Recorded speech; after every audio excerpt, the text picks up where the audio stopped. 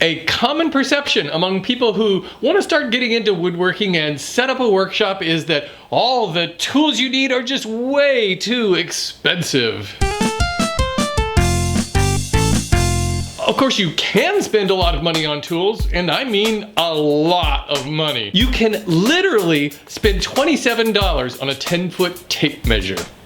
No, this is not a joke. Luckily for hobbyists, you can outfit an entire shop very inexpensively, especially if you do a little work to find used tools. You just need some diligence and a little patience. You can go to flea markets, garage sales, or estate sales, and you can definitely search for tools on Craigslist. Now here's the thing that tool companies would rather you probably didn't know about.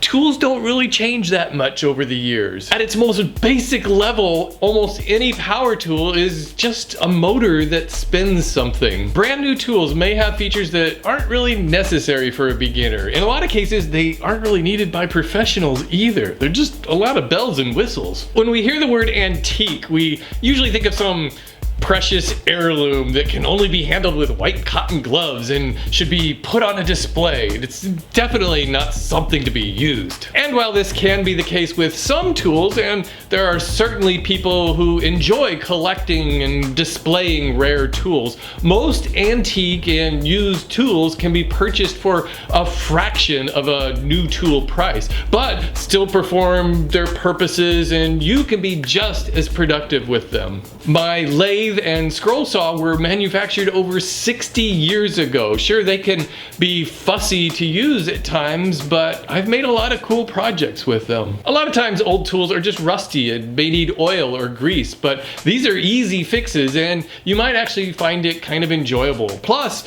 a lot of times the sellers of these tools see them as having little value since they're all rusted. I once bought a rusty 6-inch jointer on Craigslist for $50.